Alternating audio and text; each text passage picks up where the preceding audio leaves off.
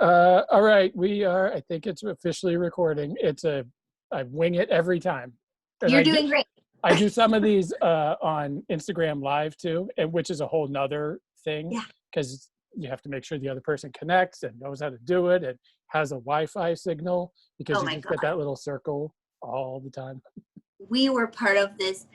It was really intelligently set up, but we just had a crappy connection, and Bad Cop was like, we were just ruining this event, basically. Like, I felt so bad. I was like, fuck, I'm so sorry. Thank you for having us. Like, see you later. Yeah. Yeah, we've kind of realized that maybe Instagram Live isn't the best approach. Oh my God.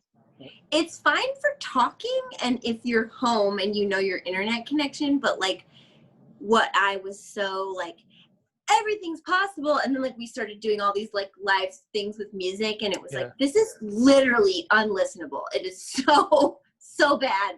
Like the live compression of information is just impossible. So now we're finally figuring out you have to like professionally record something and then find somebody with shitloads of bandwidth to like broadcast it. But especially if you don't want to do it acoustic, because I think by like the beginning of May, people had kind of tapped out and had enough, like, okay, I can't listen to another acoustic. Like, I get it. It was good for a while, but we need drums. And also the realization that like everyone's seen your set. You know what I mean? Right. It's not like you did that in New Jersey then you're going to go do it, you know, and it's like everybody that wanted to see it saw it already last week. So stop. Yeah. That was a part that I hadn't really thought about until very, very recently with some bands doing like exclusive live streams where you have to pay for it, which at first I was like, well, it's punk rock. You're not supposed to pay for it. But A, you guys need to make a living. And B, there is like, if you broadcast it once, then everybody has seen it. And so you can't go on tour. You can't play the same online show for 6 straight weeks. Like everybody's going to see it after the first one. It'll be on YouTube. Somebody will send around flash drives with your performances on it. So you have to sort of build in some exclusivity to that. I hadn't even thought of that until just recently. Oh my gosh. Yeah, no, I mean, it's TV now. You know what I mean? Like you have to like put together a different show somehow, which like is this. Like right. Yeah. Yeah, it's crazy. So it's a whole new game, but I mean, we are creative people theoretically, so it should be fair game. I am not. You are a creative person. I am here. Okay, you're doing great. Okay. I'm the worker bee. Like other people can come up with the ideas and I'll be like, oh yeah, I can do that. I'm not like the idea guy. I'm the idea guy, but also my ideas are like, it's a Hail Mary, hear me out. And everybody's like, we don't want to fucking hear another Hail Mary. You know what I mean? Like, is this going to work or not? Right. You know, like, I don't know. So. Well, it seems to be working for you. Okay. Well, thanks. You do okay. Yeah, we just keep trying. Spaghetti, you know, just throw it. Something's going to stick. So, yeah. we had to come up with something for a while. I was okay with just shooting shows because the website Dying Scene itself crashed like in November of last year, and it's still a couple of weeks away from anything that's on there still exists, but we haven't been able to add anything for reasons that are way above my knowledge of like internet, and so it's been like in the works for a couple of weeks, but it's nobody's job, so it's kind of when you have time to do it. Nobody had time, and then the people that had time weren't doing a good job and whatever, so then I said, well, let's pretend we're a talk show host now, because I can't like print out. I like to think that I'm a writer. I have a face for radio and a voice for the written word. But we can pretend we're talk show hosts now because it's 2020. Oh my God. Yeah. Anyone can be anything kind of. Yeah. And everyone is. Oh my God. It's so, what a wild turn of events, you know? Seriously. Yeah. I was just thinking about, because I live by the beach and it's like hot. That's not the beach behind you, I'm assuming. This is the beach. Yeah. Right out my kitchen window. The sky is orange. Yeah. Yeah.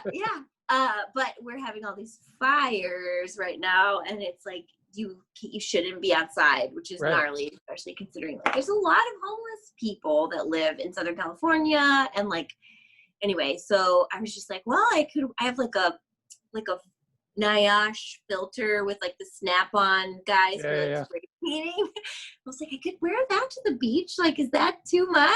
Like, like who cares? But yeah, and then I was thinking about, I had a friend in community college who did all these cool paintings of like a dystopian future where people are like always wearing gas masks. And I was like, fuck, Travis called it. Here we are. Right. You know? Yeah. Yeah, we're living in the dystopian anarchic future now. Yeah, brown skies everywhere. It's like weird twilight, 3:00 in the afternoon here. We got it here today. Apparently the smoke cloud from the West Coast has made it here now. So it was hazy. I mean, it's nothing near like what it has been in San Francisco and Oregon, but it was hazy this afternoon. It's crazy. Wow. I'm sorry. No, sorry I'm sorry people that live on the West Coast. We have it good here. Yeah, well, for now, I mean, you guys have other extreme weather situations. It's just a lot going on, you know. We didn't even have snow last year. That's so crazy. We had snow at Halloween and we had snow in March, and I don't think it snowed in between. I'm not making that up. I don't think it snowed in between where we are. Whoa. Okay. We're broken. The whole world is just broken. Yeah. Yeah. I'm hoping like some of these things that are important. Hang on. This person is. I'm putting that on silent. Okay. Can I still hear you? Okay. Yeah. Just like this kind of, everyone's kind of in timeout, and like, you know, I mean, I'm not the only person that thinks this, but like, I think that the like ability for everyone to like see the racial situation finally is like in part because everybody's kind of in timeout. And I'm hoping like all these environmental things, people will stop acting like we should not be stewards of this planet, and like that our actions don't have consequences. And, you know, I don't know. Anyway. Do you think it's too much though? Like, because it's all happening now. So like we're stuck at home, so we're able to pay attention to racial injustices and economic injustices, and the sky is literally burning in some places, except that it's all happening at the same time. So we sort of, it seems like it's just information overload, at least for me. And maybe I'm trying to also filter that stuff into how do you explain things to, or talk to a 7th grader about it. You know what I mean? But it seems like it's all happening now. And so then what do you pay attention to? It's like whack-a-mole. Like once you start to really dive into another situation, the sky is burning in California. So it's like, damn. Like I just gave all my emotional resources to this other cause, and now there's like, it doesn't stop. I think I don't envy you having to explain this to a young person. I mean, discussing this with grown-ass adults is difficult. Right. But I feel like it is like you can't deny it anymore. You know what I mean? Although in the neighborhood that I live in, people are still flying Trump flags, and it's like, what are you saying right now? You just bought that. Why did you just buy that? What is it about the way this person is handling everything that you support? You know, like, so I don't know. I do think some people are so twisted up and in denial, and just the idea of being inconvenienced by reality and truth and other people and responsibility is like an affront to some people still. But I do see things opening up, because like, how can you, when everything is shaken up, you know what I mean? Like things just, they all slip into different positions, and like, I don't see how it can't change. I feel that it has changed, you know? I'm just hoping for good things in the election, but then also all this about like voter fraud is like so disturbing, and like the attack on the USPS is like, are you serious, dude? Like, I can't even believe that, you know? Right. He is full of surprises.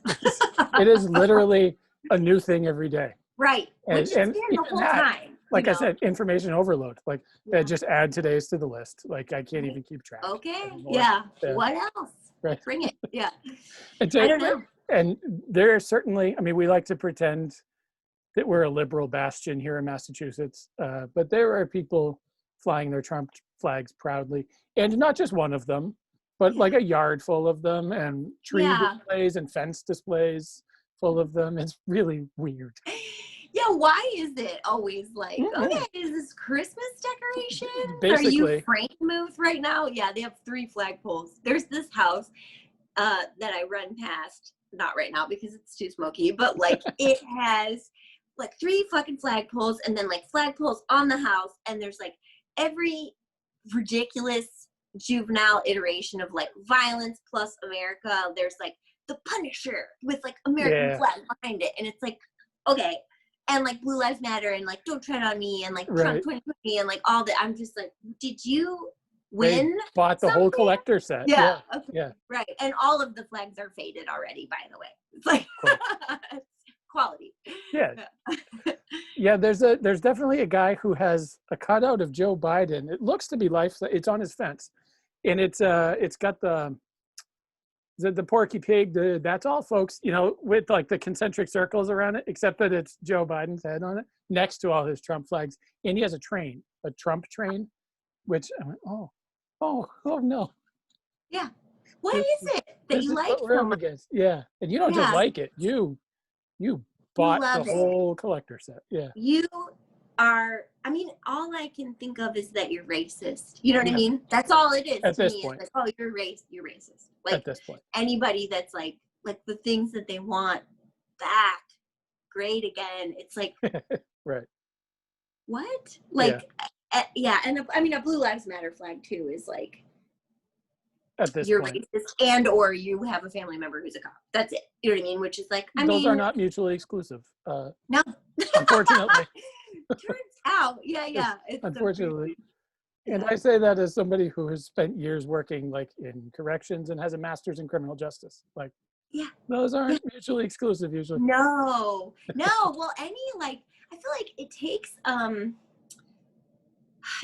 a certain like mindset to be into like absolute black and white, totally binary things. You know what I mean? Like criminal justice. You know what I mean? Where it's like, this is the law. And it's like, well, what if the law is fucked and Exactly. not right? You know what I Right. mean? Then what do we do? And it's like, the law is never fucked. You know what I mean? It's like, Right. well, it is, you Right. know? So, you know, like you're just going to deny, I don't know. It's just a very simplistic way of seeing things. You know? Oh, believe me. Yeah. Well, it didn't take all of those years of schooling to come to that conclusion, but Yeah. but I did Maybe. them anyway. Yeah. Let's talk about music. Okay. Let's talk about the new album. See, I can be like a talk show host and hold up Ooh, records. Look at that. very nice. Let's Visually, yeah. right. Let's Yeah. talk about the ride, because last time I think you and I talked like officially was you, me, and Stacey, I think, talking for Warriors like Oh 3 my years God. ago at this Oh point. my God. Yeah. Okay. So congratulations on the ride. I'll start there because it's really, really good. Thank Uh, you. you guys took your time with this one. It's We did. not just like calendar years wise, but it's like it's deeper, I think, than people might be expecting out of the gate. Thank you. Yeah, it is. We wanted to. I mean, Stacey went through breast cancer. She like was diagnosed and treated during the course of working on the record, which, you know what I mean? So she was just like, guys, if this is the last thing that I do, I want it to be really good, which, you know, is totally understandable and like profound. But also like no pressure. No pressure on the other three of you, right? Like, Right. Don't blow it. Yeah. guys, So I'm going to I mean, bring it this time, just so you know. So yeah. Well, I mean, and that kind of, you know, we talked about like what we do and don't want to make for this third record, you know, and I just was like, I don't want to sing things that are negative or not contributing in a productive way to a better world. I know that sounds like corny and overblown, but like we just, you know what I mean? We've been on tour for ever, and like you sing these things that you thought meant something to you, you know, over and over again for years, and like you kind of realize where when you, like, I've written, you know, angry, mean, insensitive songs, and it's like, I don't want to sing that again. I don't want people repeating that back to me. You know what I mean? Right. Like, so I learned a lot about that.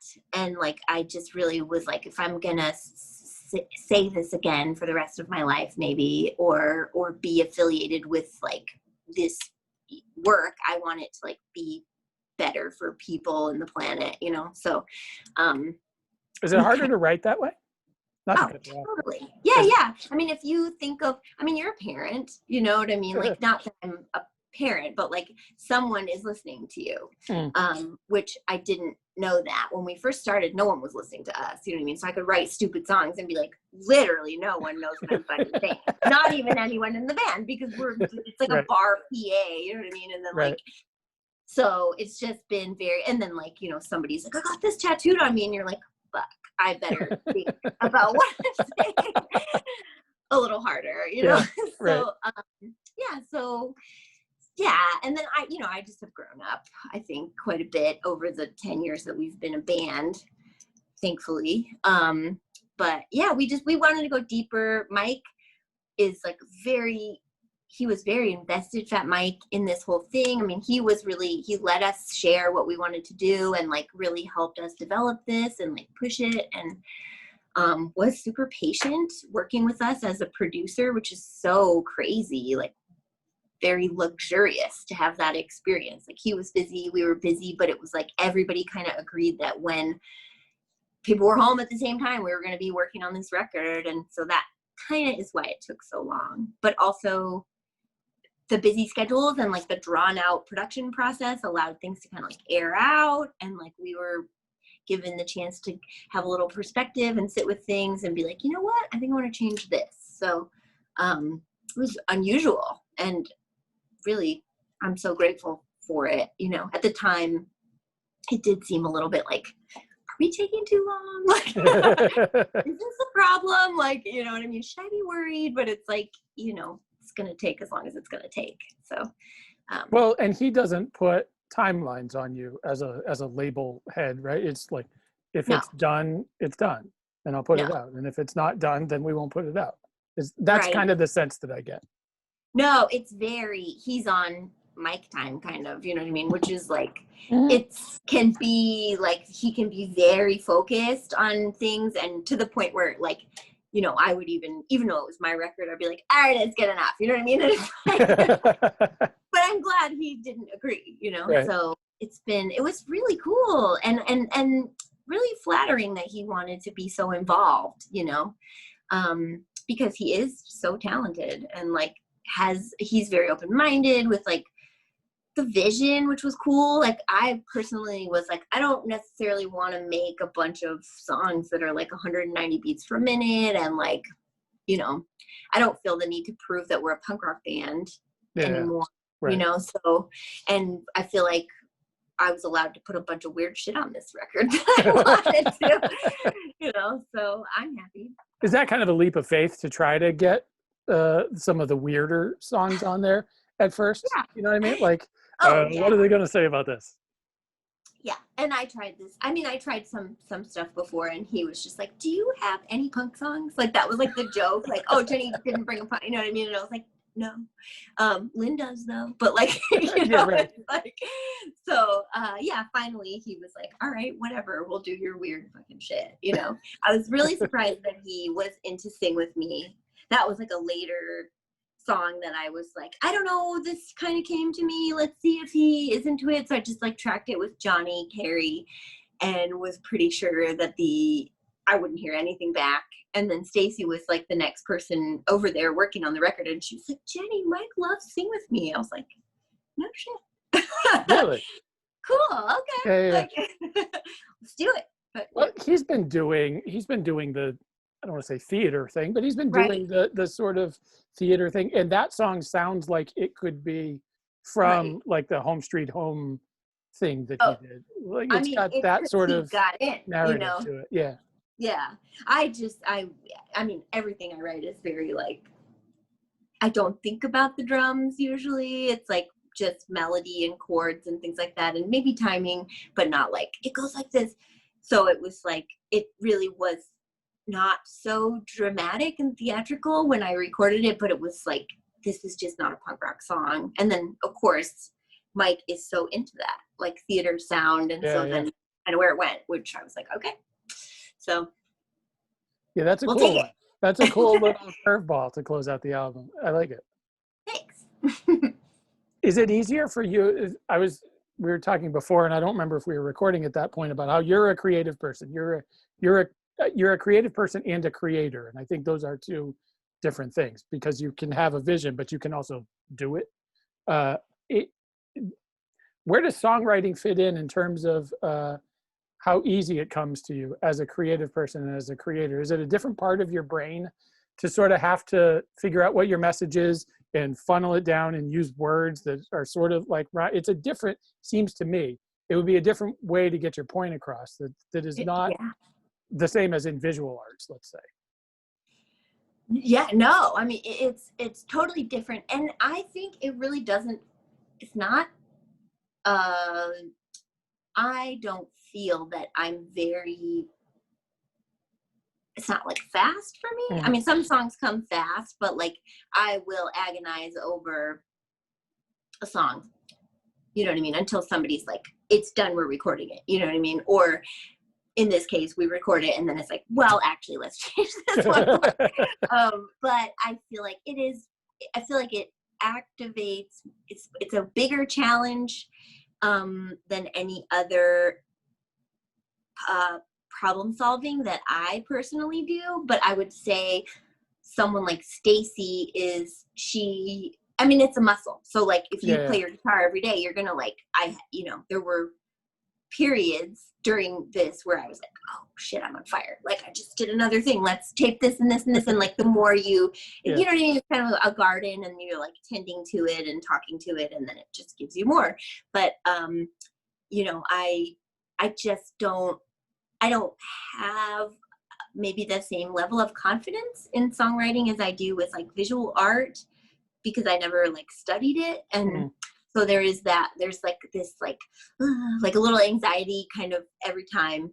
But then once you get in it, it's like, I guess, I mean, I've never fully finished a Sudoku puzzle, but I feel like lyrics are kind of like that. You know what I mean? Like where you're like, okay, it's got to add up this way. It's got to mean this. It's got to rhyme here. It's got to do this. I don't want to use that word again. I don't want to like sound like I'm coming through a dictionary. Like, so there's like a lot of different parts that matter to me.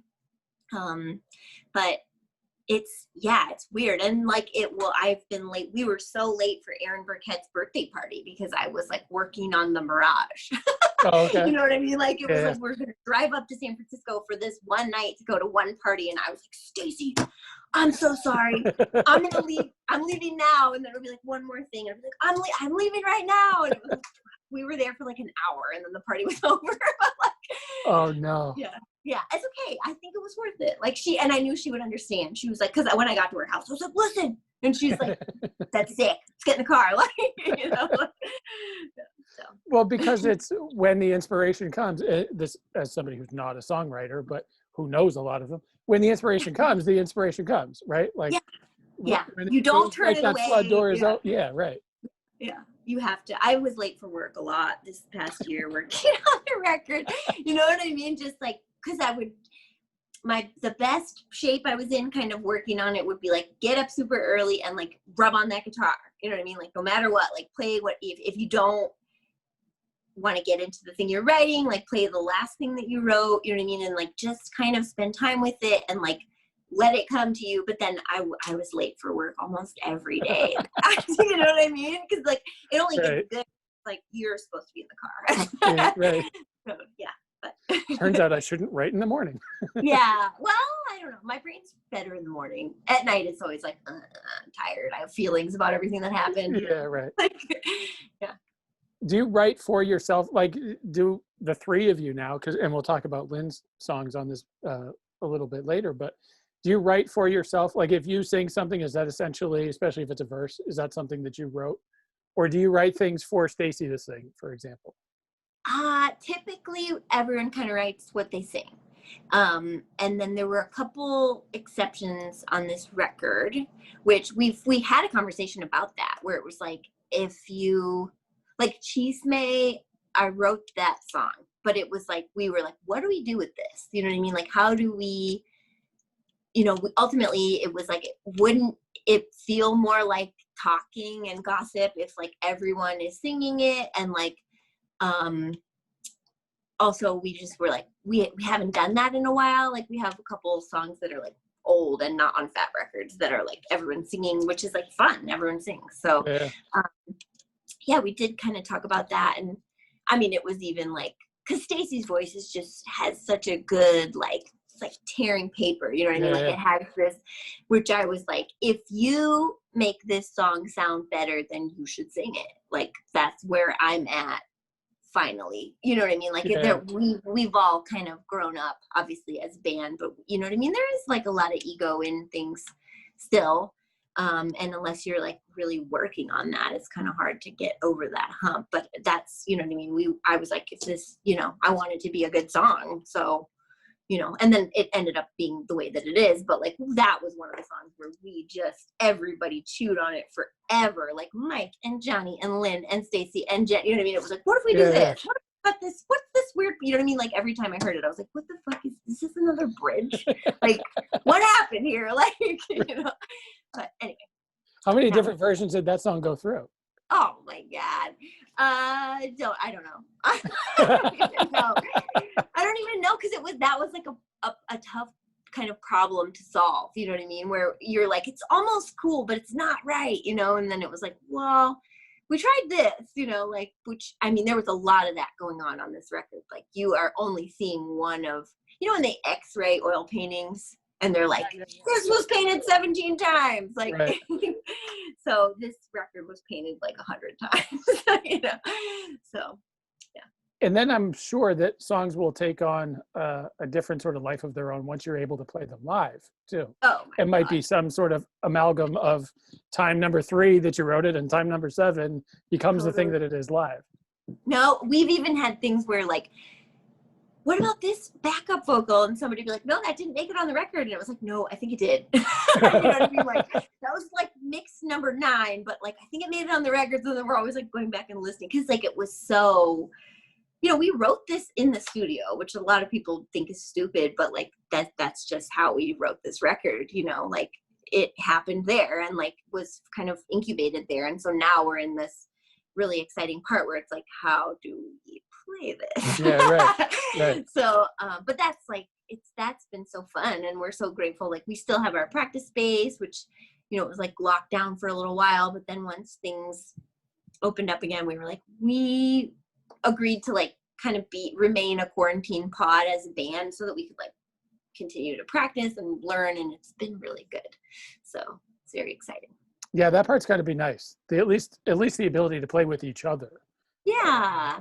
To be able to play not just an acoustic song, and like I know you have drums behind you. It was like Jason Isbell and his wife had been doing this thing earlier this summer, earlier during quarantine, where they would just get together in their barn and play music and whatever, and it was cool. But towards the end of a month of doing a show every day, like 4 or 5 songs every day, Jason's like, when this is over, I'm going to have my drummer in my back seat, just following me to the bank, because I need a rhythm section now. I can't just do this anymore. So that at least you had each other to be able to play with, even if we couldn't all hear it. And there is, so I'm like not into formal religion really in any way. But I feel like I do know that like there is a really serious value to getting together with other people as a community and doing something together. You know what I mean? Whether it is jumping rope or, painting a house or playing a song all together. Like there's something kind of important to like kind of knock the top off of this individualism that we're being sold at all times. You know what I mean? Where to the point where like, we didn't get together for like 6 weeks or something. And then we like finally did it. And I was just like, this feels so good. You know what I mean? Yeah. Like I needed to be on the same page and do something in synchronized steps with other people, which like that's been hard obviously for other people. And like, I feel so bad for all these bands that are like, we lost our practice space because, the people we were sharing with bailed because they didn't see any point, you know what I mean? And it's like, fuck, that's so sad, Or bands that have people that live in different parts of the country, except that it doesn't always matter because you're on the road 6 months a year or whatever. Right. But right. then like the Bad Religion guys are in 4 different states? And before this happened, I was like, we could move anywhere. You know what I mean? There was this idea, but then it's like a couple of things in the past few weeks have come up where I'm just like, wow, this only worked because you guys all live within 20 miles of each other, and are in an area where somebody is going to tape this. And like, so finally you just have to be kind of grateful for like everything that you can right right now. So right. Back to the album, like I said before a little bit, or alluded to, that Lynn wrote and sang lead vocals on a couple songs on this album. Where have you been hiding her this whole time? Like those she are did this on Warriors too, I think I didn't realize it necessarily at the time because I knew you and Stacey and I don't think it dawned on me at the time. Lynn's actually going to sing on these too. Duh. Yeah. Lynn sings on Warriors and I'm Done. On Warriors. Okay. Yeah. And she wrote both of those, and she wrote Support too, which is on Not Sorry.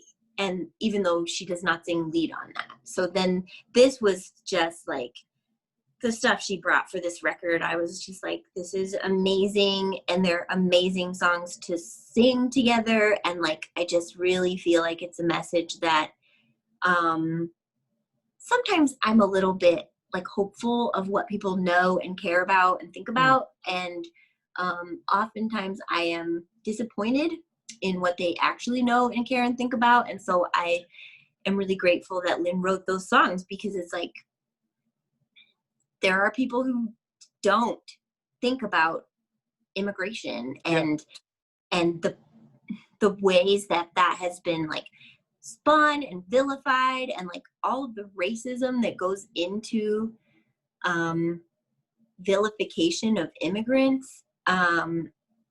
It's just, you know what I mean? Like, I feel like people that, I don't know. Anyway, I'm just really grateful that she was like, I'm going for it. You know what I mean? Like, I'm going to spell this out. And, we all were working and talking about like the language to use and all this stuff, because it was like,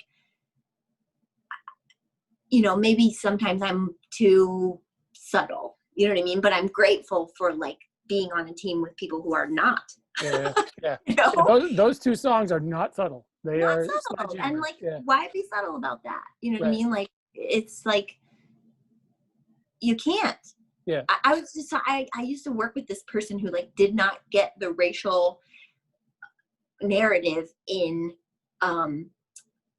Us, the Jordan Peele movie, and I was like, I don't know how you didn't fucking get that. You know what I mean? Like, it's like, did you read nothing about this movie before you I mean, how? You know what I mean?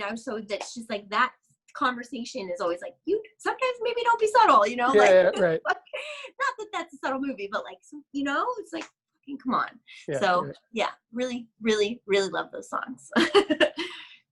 At what point did the sort of theme of the album come together? The first 2 had, at least what in hindsight seemed like pretty cohesive themes, but when did it seem like The Ride, and I think that song, The Mirage, is sort of a perfect amalgam of everything on the album, and which is why it's called The Ride, I guess. But when did that sort of theme really come to you? How late in the process?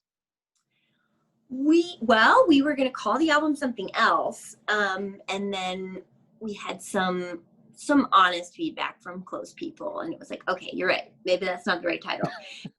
So we decided, then it was like, what even, because it's kind of hard, like there's a lot going on, which I feel it was hard to decide, and we had a lot of conversations about it, and like pitched a lot of different things, and like ultimately like the existential dream is the only thing that seemed to come from us. That was another thing, is like, you know, we had the conversation of like, should it say this? And I was like, why would we name our record in someone else's words? You know what I mean? Like, we written words, not to say there's anything against that, but I always kind of wonder, like the use of quotation is always weird to me. Like, if you're a band and you're like, I'm trying to say that we're like this band, then yeah, name your band after a replacement song. You know what I mean? Right. This is like, I just didn't feel like, you know what I mean? Like, I was like, it's probably got to come from us, because like what other record involves breast cancer and immigration policy? Yeah, right. And like, radical love, and like, you know what I mean? Like, so it's just like, anyway, it was hard, but yeah, we went with the ride. No, I think you nailed it. I do. I think you nailed it. I don't know what it was going to be, but I think you nailed it. Are you coming to say hi? If you're going to say hi, say hi. Hi. Oh my gosh, I heard you're starting school super soon. Yeah, and like 36 hours. Whoa. Well, your nails look great. Can I see those again? Holy. I cannot keep my fingernails. How are you doing? Nails. Look at, I don't like I've been an anxious person my whole life. I know me. I'm always you have nails like this. Yeah. That's amazing. Yeah. That's amazing. My mom's gonna do them before school starts. What's that? My mom's gonna do them before school starts. Your mom's cool. That's very nice of her. Well, it's nice to see you. Sorry school's gonna be weird. I hope it's not too weird. The kids are at least used to how to do online school, because they did it a little bit last year, but we've also done online snow days too. So if it snows and they cancel school, rather than make it up at the end of the year, they started doing school days, snow days online a couple of years ago. So at least the kids are sort of used to it now. Wow. I would be so mad. I loved a snow day. Cartoons. Yeah, they say, it's weird though, because it's like mirrored. So I'm going this way. Right. So yeah, when we do like snow days, they're like, you can do like, it's not all due on the snow day. So they say like, oh, like get like this portion of your work done, and then you can go like hang out with friends, because it's only due like it's due a week later. Okay. So it's still kind of a chill day. That's good. Well, I'm sort of glad to hear that. But I was thinking you were robbed of snow days and cartoons and not changing out of your pajamas. But No, we haven't changed out of pajamas in 6 months. Oh no, I don't. What are hard pants? What's a zipper? I don't. I don't do that anymore. Yeah. What's the job interview? Yeah. Right. She pokes her head in at random times when I do these. It's fun. I love it. Yeah. You just come and say hi to all the different people. Like Playhouse. Yeah. Exactly. Hadn't thought of it that way. Yeah. You guys, how are we doing for time? I don't even know what time. Oh, okay. You guys have a pretty, I think, unique perspective on this whole COVID situation, because you were abroad as the world stopped. How far into that process? It was you guys and Make War, right? The sort of Fat Records thing.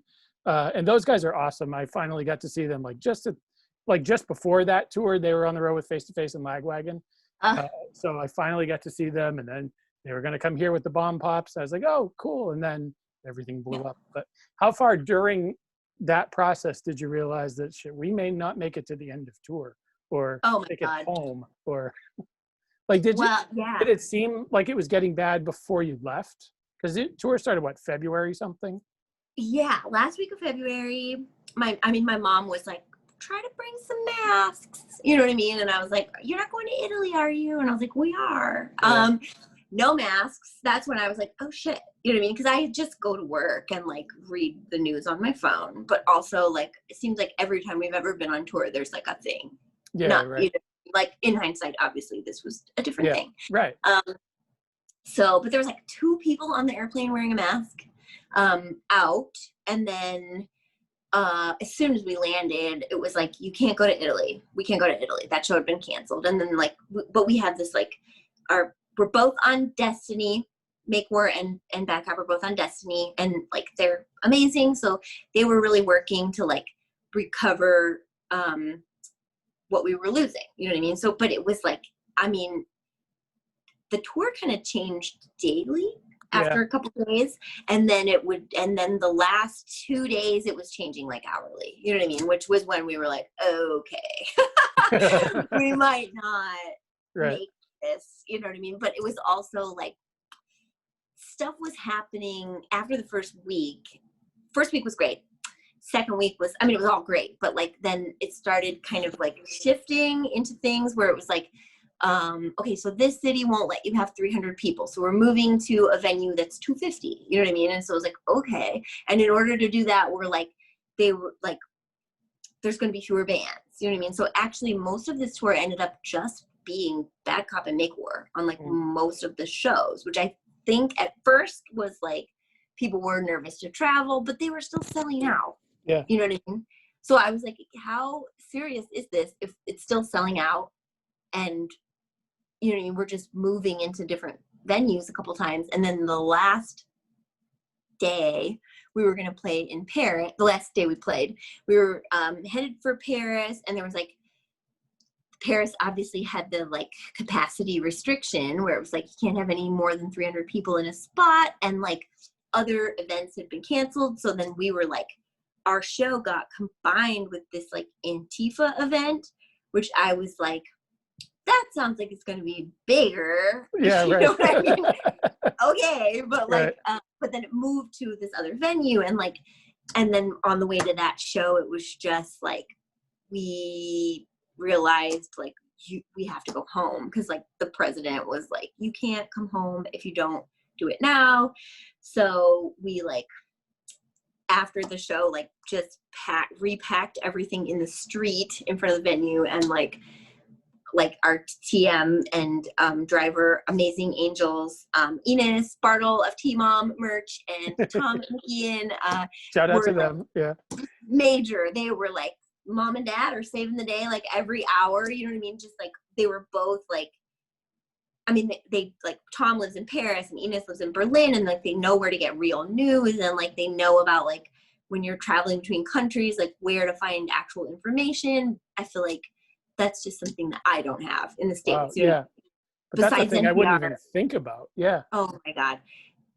And they were, the reason they were like, okay, we do kind of have to go was like our vans were from the Czech Republic, and they were like, we're going to drop you off at the airport because we only have 24 hours to get these vans into the Czech Republic and get out before they lock down. Whoa. And then they ended up locking down early, which I was like, okay, like, you know what I mean? Like, so the vans were like stuck in Berlin for like 2 weeks until someone could come out of the Czech Republic and get them. It was like crazy, but they're both like really savvy, intelligent, dynamic people. And like, we're so grateful for them, but it was wild. I mean, it was like, I had forgotten sort of how quickly that if you're in Europe, you have to come home today or you're not coming home thing kind of happened. Yeah, but yeah. It was like a day, and then like, okay, all right, we'll come home. Yeah. You know, like, so yeah, it's gnarly. But when did that put you back here? Like March 11, 12, somewhere in there? I feel like March 12th or 14th, I think. Yeah. Yeah. We played, it's Friday the 13th. It was our last show, which I was like, okay, it's a good omen. Yeah. So we'll see. yeah, we'll see. But yeah, and then it was just like, oh my gosh, I have a tendency too when like shit is getting real, like my brain won't let me like really think about it until later, and then I just was like so sad. Once we got home, I was like, oh, sadness. This is not going to just stop. You know what I mean? Like, the tour that's next month is not happening yet. So, yeah. How quickly did those realizations come that not only did we not finish Europe, but like we're not going out for a while? I feel like there was a week or so there where people were trying to be like, yeah, you know what? We're going to push things to June. We're going to push things to September. And then it was like, yeah, we're not going out again this year. That's actually kind of hard to remember because I did think, I was like, we're just all going to stay home and then get right back into it. And like, we had a tour that was going to be like all of May with Anti-Flag, and everybody was just kind of holding their breath, like, when is this gonna go? I mean, obviously it didn't go. And then they were like, do you want to reschedule it? And we were like, yeah. And then, like, 2 days later, it was like, no, we're not gonna reschedule it this year. So yeah, I don't know. I feel like that was all. I'm finally like, nothing's happening. Yeah, right. But yeah, until maybe a couple months ago, I still was like, yeah, we'll just do this thing in October. And it's like, no, you won't. So. Well, it seemed like those first, I don't know, 6 weeks of this whole quarantine thing that I guess we're still calling it, seemed like they took a year. And then the last 3 or 4 months, or however long it's been now, have just kind of flown by. Like October's in a couple weeks. Yeah, right. This is just what we're going to do till next year, probably. Yeah. No, it's funny how once you accept something, it's like hard to remember not accepting it in any situation. You know what I mean? Yeah. Like if you talk to parents who at one time were like, my son is not gay. And it's like 10 years later, they're like, my son was always gay and I always loved him. I'm glad you remember it that way. Right. But I hope he remembers it that way too. Yeah, he doesn't, but yeah, it's, it's just, it is kind of, it's funny to be on the other side when it's obvious how it turned out. Yeah. Now, obviously things are canceled, but it was weird, and I did kind of hold on, and then I just had to like just see that thing about myself where it was like, you have a denial thing. Yeah. You're a little too. What does that do for the creative process and you knowing that you can't go out for a while? Like, what have you been able to actually, whether it's write songs or whether it's make art, like, has it changed the way that you've sort of had to do that? Or because there's so, like I said before, there's so much information to process now and so many feelings that a lot of us haven't really delved into in a long time, that has that sort of changed either your output or how you make stuff in the first place? I'll be honest. I think if you had presented me with this exact scenario anytime before it actually happened, I would be like, I'm going to do this. You know what I mean? Like, and I haven't done any of those things except a garden. Yeah.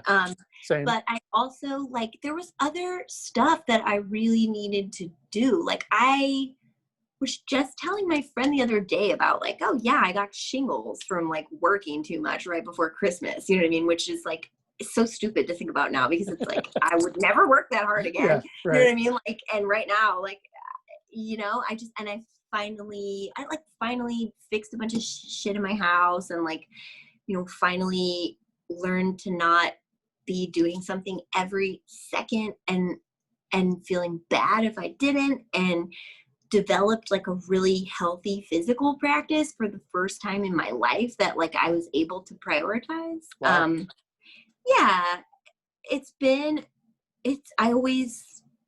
I loved my life before. I loved it, but it was also like, this is going to kill me. You know what I mean? Like, I'm going to get shingles again. And like, you know what I mean? Like, I'm going to have a heart attack and like, just, I'm not taking care of myself or my house or my dog or you know what I mean? Like, there's just all this stuff that was like totally out of whack. And then the fact that like, everything is like, it's the village and Sleeping Beauty under the spell. It's like, okay, let's get some rest. Let's take care of ourselves. Let's not feel bad about not doing a million. I mean, it was like, I love not going out.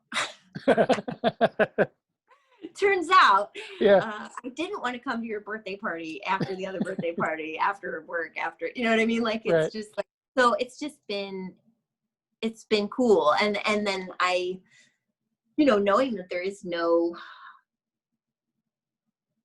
deadline or end in sight, I'm kind of like, okay, I'll make whatever I want and like not feel the need to like paint a mural in my house in like a week. You know what I mean? It's like, so it's been really healthy, I think, for me. I know that that's like, not everyone has that experience, but like it has been my experience and I'm grateful for it. And I know it's probably never going to be like this again. So I'm just enjoying it. But you made it your experience, and that's what's cool. Like, thanks. You would have gone either way, There's a lot of us who had over the edge, had the right ideas 6 months ago, but I'm going to do yoga now, and I'm gonna go get back into running and get back on the bike, and but I didn't. It's okay. I mean, it's like I think just that capitalist hamster wheel, which is driven by so many things, you know, Instagram included, of like, you're missing this and you have to have this, and like, you know what I mean? Because people are only presenting their best persona and like their best angles or whatever, and like just knowing that like, no, for sure, everyone's at home. You know what I mean? Like learning to cook, maybe, you know what I mean? If they're lucky. And just like, I feel like that was nice. And like, I'm really grateful for this, but like, I hate the pressure to buy clothes and like get rid of them and like look cool. And it's like, well, looking cool means looking like a fucking idiot in something that somebody said is cool for 6 weeks. You know what I mean? Like I just don't like the pressure to participate in that system. And I feel like, okay, stores are closed, fitting rooms are closed, nobody has a job. Like, finally we can agree that that's fucking stupid, and like clothes are made up anyway. You know what I mean? Like, it's just like, I'm just so relieved for that. Running to the store in sweatpants and flip-flops. Perfect. Fine. Perfectly it's appropriate. Fine. Exactly. Yeah, like, it's fine. You don't need to wear heels right now. Like, you maybe never needed to wear them at all. So I just, we can all be weekend dad every day. Clothes are made up. So is money. It's it's just, I don't know. So I just kind of, I don't know. I appreciate it, a break, and people being able to be like, no, I don't want to do that. I feel like everybody kind of learned how to say no. And especially like to too many people, you know, like that being a fine reason not to go to something is like pretty cool. It's cool that everybody has an out. You know, it doesn't have to be, okay, what do I tell them? Why do I not want to go to this? Like, my dog is throwing up. Like, I don't want to go. That's why. Because I've seen your Instagram pictures and you weren't wearing a mask the last 4 times you went out. So I'm not going to your party. It's okay. It doesn't seem safe. It's fine. So it's just about 8 o'clock my time, which means we've been like chatting for an hour, and I don't want to take up too much of your afternoon. So thank you so much for coming to do this. This is episode 19, and this is one of my favorites. Woo! Oh my gosh. Well, it's really nice to see you. I was looking forward to this. And sorry it took so long to pull together. Whatever happened. Okay. There's nothing but time. That's the other cool thing. I was like, oh my God, that album came out 3 months ago. How the heck?